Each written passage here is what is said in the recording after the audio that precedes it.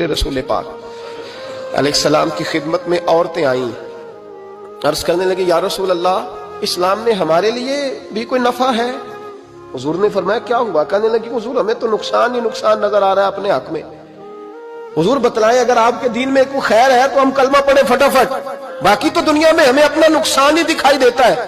یہ بھی امام طبرانی نے لکھا ہے، محبوب علیہ السلام نے فرمایا تم پہلے اپنی بات کرو، پوچھنا کیا چاہتی ہو؟ کہنے لگے یا رسول اللہ، ایک تو ہم نے سنا ہے اسلام میں بھی ایک معاملہ یہ ہے کہ جن دنوں عورت ناپاک ہوتی ہے وہ نماز نہیں پڑھ سکتی، وہ روزہ نہیں رکھ سکتی۔ حضور یہ دینی نقصان ہوا، اور دو عورتوں کی گواہی ایک مرد کے برابر ہے۔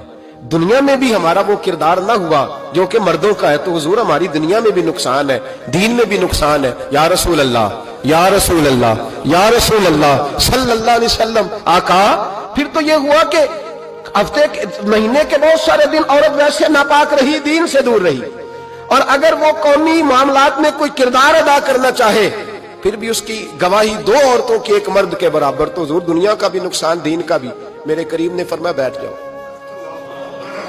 بیٹھ جاؤ۔ عورتیں بیٹھ گئیں تو محبوب فرمانے لگے تمہیں پتہ ہے جب کسی کے گھر میں بیٹی پیدا ہوتی ہے حضور کیا ہوتا ہے؟ فرمایا میرا مالک دو فرشتے بھیجتا ہے، فرمایا وہ آ کے گھر والوں کو سلام کہتے ہیں، جنوں اور انسانوں کے علاوہ ساری دنیا ان کے سلام کو سنتی ہے۔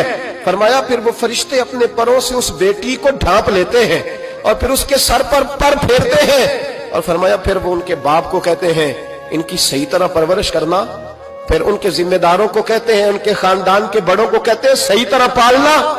اگر تم ان کی یہ لفظ سنو میرے محبوب کے، حضور فرمانے لگے رب کے فرشتے کہتے ہیں اگر تم نے صحیح پرورش کر کے بیاہ دیا تو اللہ قیامت تک تمہاری مدد کرے گا۔ کس طرح؟ اللہ تمہارے رزق میں بھی تمہاری مدد کرے گا، اللہ دنیا کی مشکلات میں بھی تمہاری مدد کرے گا، اور جب مرنے لگو گے، یہ شارحین نے قیامت تک کا ترجمہ کیا۔